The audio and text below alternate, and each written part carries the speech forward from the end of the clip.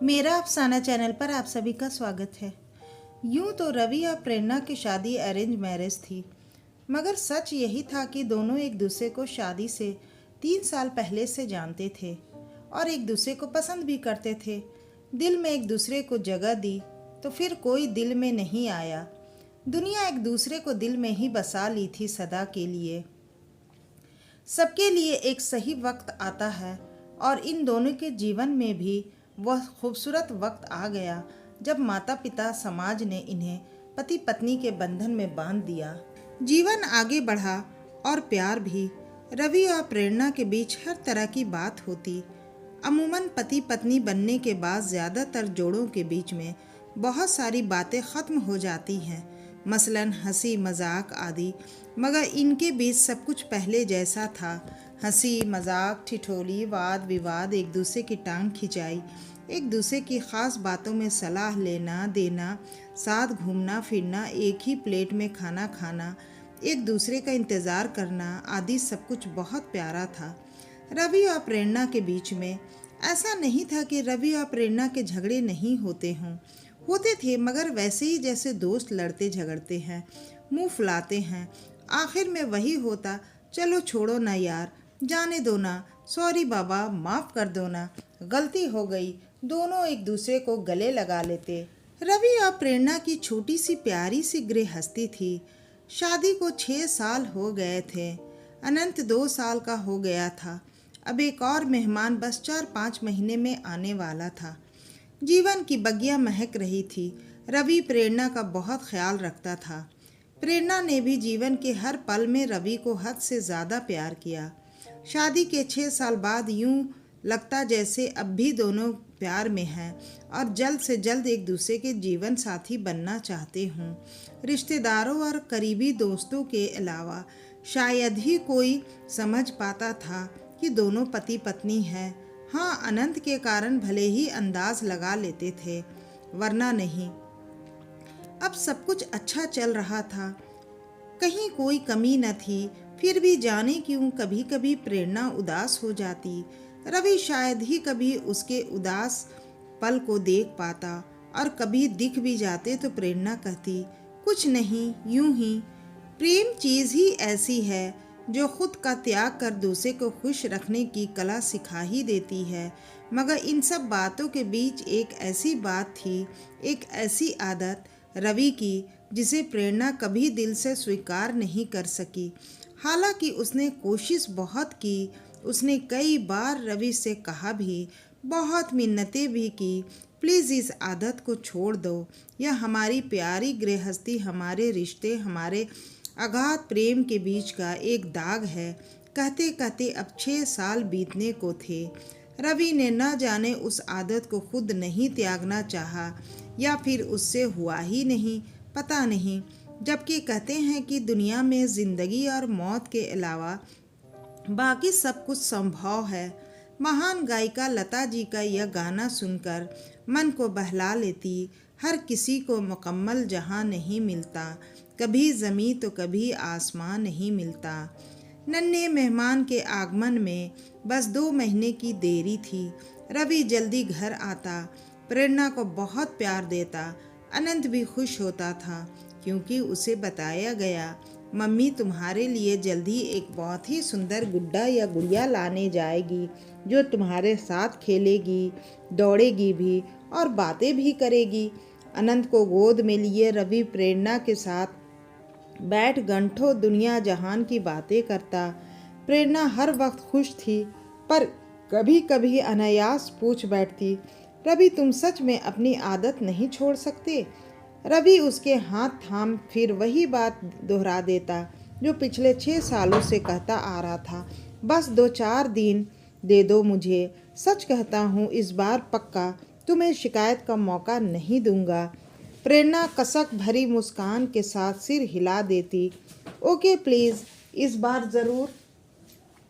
रवि प्यार से प्रेरणा के माथे को चूम लेता, कभी गालों पे थपकी देकर कहता, इस बार पक्का प्रॉमिस। बात फिर ख़त्म हो जाती। एक शाम अचानक प्रेरणा का बहुत दिल किया कि आज आइसक्रीम खाने चलते हैं। वैसे भी 2-3 महीने से कहीं निकली भी नहीं थी। रवि ने कहा, मैं घर ही ले आता हूँ। प्रेरणा नहीं मानी। तीनों तैयार होकर आइसक्रीम पार्लर चले गए। आइसक्रीम खाते हुए बहुत खुश थे तीनों। होनी कुछ और लिखी थी। जिसका समय नज़दीक था, तीनों घर आए। अनंत तो आते ही सो गया। प्रेरणा के दिल में आज फिर एक सूई हुई ख्वाहिश जागी। उसने रवि का हाथ पकड़कर अपनी ओर प्यार से खींचते हुए कहा, रवि सुनो ना एक बात, इधर आओ तो ज़रा। मगर रवि ने पुरानी आदत के अनुसार हाथ छुड़ाते हुए कहा, रुको प्रेरणा, बस 5 मिनट, मैं अभी आया।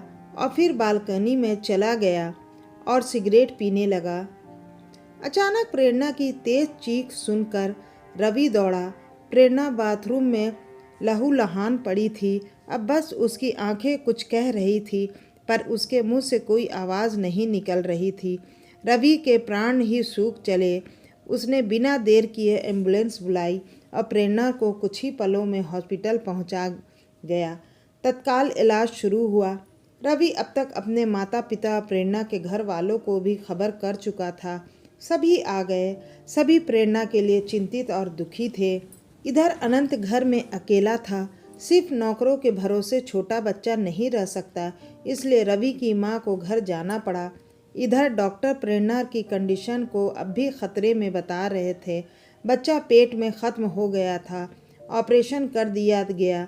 अब प्रेरणा को बचाने की कोशिश में जुटे थे। थोड़ी देर में अनंत को लेकर मां पुनः हॉस्पिटल आई। मां ने रवि के हाथ में एक पेपर देते हुए कहा, यह तकिए के नीचे रखा था शायद। अनंत के हाथ में खेलते हुए आ गया। कोई ज़रूरी चीज़ हो, शायद यह सोच मैं लेती आई। माँ पढ़ना नहीं जानती थी, सो रवि पढ़ने लगा। उसने पहचान लिया प्रेरणा की लिखावट थी और जगह जगह स्याही ऐसे बिखेरे हुए थी, लग रहा था उसने रोते रोते ये सब लिखा है। अरे यह तो अभी शाम को लिखा है उसने, क्योंकि प्रेरणा की आदत सभी जानते हैं। वो कुछ भी लिखती है तो उस पर अपने साइन करके नीचे तारीख और समय भी लिखती है। मतलब यह कि जब रवि थोड़ी देर के लिए सिगरेट पीने बालकनी में गया था, तभी प्रेरणा ने यह लिखा था। कागज़ में लिखा था, पता है रवि, जब प्यार में हम दोनों सराबोर हुए थे पहली बार, जब हम पहली बार अपने अपने दिल की बात एक दूसरे से कहने को मिले थे, जो शायद हमारे प्यार की पहली शाम थी, उस दिन हमने समंदर किनारे बने उस कॉफ़ी होम में समंदर की लहरों को साक्षी मानकर एक दूसरे से पूछा था कि हम एक दूसरे को ऐसा क्या दे सकते हैं जो सच में बहुत नायाब हो। मैंने कहा, पहले आप कहो रवि। याद है रवि, आपने क्या कहा था? आपको शायद याद नहीं है, लेकिन मैं एक पल को भी नहीं भूली। आप ही ने कहा था रवि कि मैं तुम्हारी आँखों से अपनी आँखों को जोड़ना चाहता हूँ। बोलो, दोगी मुझे यह तोहफ़ा? मैंने आपकी आँखों में प्यार की सच्चाई देखी। उस एक पल में मैंने आपके साथ अपना पूरा जीवन देख लिया था। ऐसे तोहफे आप मांगेंगे, यह कल्पना तो नहीं की थी, लेकिन आपकी इस ख्वाहिश ने ही मुझे भी यह ख्वाहिश दी थी कि मैं आपकी यह इच्छा ज़रूर पूरी कर दूं। दिल में तो आया कि अभी ही पूरी कर दूं, पर मैं शादी के बाद आपकी यह इच्छा ज़रूर पूरी करूंगी। मैंने सोच लिया था, लेकिन साथ ही यह भी था कि मुझे आपका सिगरेट पीना बर्दाश्त न था। मैंने अपने परिवार में कभी यह सब देखा सुना नहीं था। मुझे इस धुएं से, इसकी अजीब सी स्मेल से हद से ज़्यादा नफ़रत थी। मेरा दम घुटने को आता था इससे। फिर भी मैंने नज़रें नीची करके कहा, सही वक्त आने पर आपको यह तोहफ़ा ज़रूर दूंगी। आपकी आंखें खुशी से चमक उठी थी। मुझे बहुत अच्छा लगा था। फिर भी आपने मुझसे पूछा, तुम्हें मुझसे क्या चाहिए? याद है रवि, मैंने एक ही चीज़ मांगी थी, रवि आप सिगरेट पीना छोड़ दो। इसके अलावा मुझे सारी ज़िंदगी कुछ और नहीं चाहिए था। आपने कहा, बस 1 सप्ताह बाद तुम मुझे सिगरेट पीते नहीं देखोगी। मैं कितनी खुश हुई थी, आप इसका अंदाज़ा नहीं लगा सकते थे। लेकिन आपने पलट कर यह नहीं पूछा कि मुझे यही तोहफ़ा नायाब क्यों लगा। मैंने बताया ही भी नहीं। जानते हो रवि, क्यों नहीं मांगा था मैंने? ताकि मैं आपकी ख्वाहिश पूरी कर सकूं। हाँ रवि, आपकी सांसों से अपनी सांसों को जोड़ने की ख्वाहिश मेरे मन में भी जाग उठी थी, पर आपकी सिगरेट पीने की आदत मुझे यह कभी करने न दिया। मुझे आपसे बहुत प्यार मिला है रवि, बहुत सम्मान मिला है। सच है कि आपको जीवन साथी पाकर मैं इस जहान से खुद को सबसे ज़्यादा खुशहाल पाती हूँ। हमारी एक दूसरे से नज़दीकियाँ तो शरीर और मन की तरह है रवि, पर बेहद अजीब है ना कि इतने करीब होकर भी वह पल नहीं आया कि मेरा वादा और मेरी एक छोटी सी ख्वाहिश पूरी हो सके। शादी के बाद इन 6 सालों में आपने मेरे लिए बहुत कुछ किया, पर अफसोस मेरी एक छोटी सी यह ख्वाहिश आज भी अधूरी है। कितनी बार मैंने चाहा, मगर हर बार जब भी आपकी सांसों का हम कदम बनना चाहा, हर बार वही सिगरेट की अजीब सी गंध मुझे मुंह फेर लेने को मजबूर किया। लेकिन आपने कभी यह समझने की कोशिश नहीं की। क्या कोई यकीन कर सकता है रवि की पत्नी होकर, एक बच्चे के माता पिता होकर भी हम एक दूसरे के होठों के स्पर्श को नहीं जानते? लोग हंसेंगे, यह क्या बकवास है। भला 6 साल के दाम्पत्य जीवन में ऐसा पल ना आया हो? मैं कैसे कहूँ यह? हमारे अटूट बंधन गहरे प्रेम के बीच एक दाग की तरह है। मगर सच है, आप नहीं समझोगे रवि, लेकिन मैं समझ गई हूँ कि आप मुझे भी शायद छोड़ सकते हो, लेकिन सिगरेट क्यों नहीं, कभी नहीं। फिर भी आज इसलिए लिख रही हूँ रवि, क्योंकि आज हद से ज़्यादा दिल मचल गया था और लगा था कि आपने आज तो बहुत देर से सिगरेट नहीं पी है। शायद आज एक बार ही सही मेरी ख्वाहिश पूरी हो जाएगी। लेकिन आज भी आप हाथ छुड़ाकर सिगरेट उठाकर चल दिए। मैं रोना चाहती हूँ, चीख चीख कर, पर रो नहीं सकती। शायद हमारे अगाध प्रेम में यह शोभनीय नहीं होगा। मैं बांटना चाहती हूँ अपना यह दर्द, मगर क्या यह किसी से कहना उचित लगेगा? बेहद अपमानित महसूस करने लगी हूँ आपकी सिगरेट के सामने अपने आप को। कोई तरीका नहीं है मेरे पास अपनी इस अधूरी ख्वाहिश का दर्द बांटने के लिए, सिवा इसके कि पन्नों पे उतार कर दिल हल्का कर लूँ। जबकि जानती हूँ पहले की ही तरह सब कुछ देर बाद इसे भी फाड़ कर फेंक दूंगी, पर कोई बात नहीं, दिल तो हल्का हो जाता है। I love you Ravi, I love you always. पढ़ते पढ़ते रवि आंसुओं में डूब गया। उसे आज एहसास हुआ उसकी सिगरेट की लत के कारण क्या से क्या हो गया। रवि के सिगरेट से लेकर चले जाने के कारण प्रेरणा को आज बहुत ज़्यादा बुरा लगा। उसकी आंखों से आंसू छलक आए। उसने पेपर और पेन उठाया और अपने मन की सारी बात उस कागज़ पे लिखकर अपने मन को हल्का कर लिया। जब तक रवि सिगरेट ख़त्म करके कमरे में वापस आने वाला था, प्रेरणा का चेहरा आंसुओं से भीग गया था। वह उठकर हाथ मुंह धोने चली गई। जब वह वॉशरूम में वापस आने लगी तो अचानक उसका पैर फिसल गया।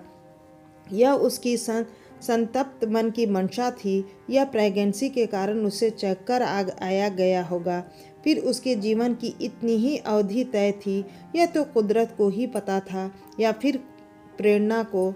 रवि पागलों की तरह डॉक्टर से कह रहा था, मेरी प्रेरणा को बचा लो, मेरा सब कुछ ले लो, मेरी जान भी उसे दे दो, मगर बचा लो उसे।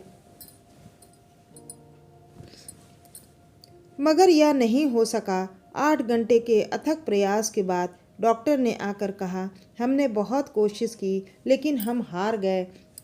प्रेरणा के पास अब ज़्यादा समय नहीं था उससे मिलने आप लोग। रवि बदहवास प्रेरणा के पास पहुंचा। प्रेरणा की आंखें शून्यता से भरी थी।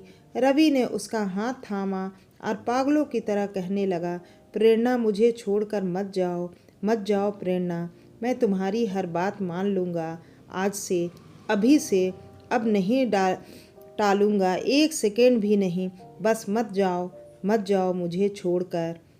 प्रेरणा की आंखें रवि के चेहरे पर टिक गई। वह बड़ी मुश्किल से ज़रा सा मुस्कुराई और फिर अपने होठों पर एक मासूम सी ख्वाहिश सजा हमेशा के लिए खामोश हो गई। तो दोस्तों, आपको ये कहानी कैसी लगी हमें कमेंट बॉक्स में ज़रूर बताइएगा। आप मेरे चैनल पे नए हैं तो मेरे चैनल को सब्सक्राइब कर लीजिए। कहानी पढ़ने या सुनने के लिए आप सभी का दिल से बहुत बहुत धन्यवाद।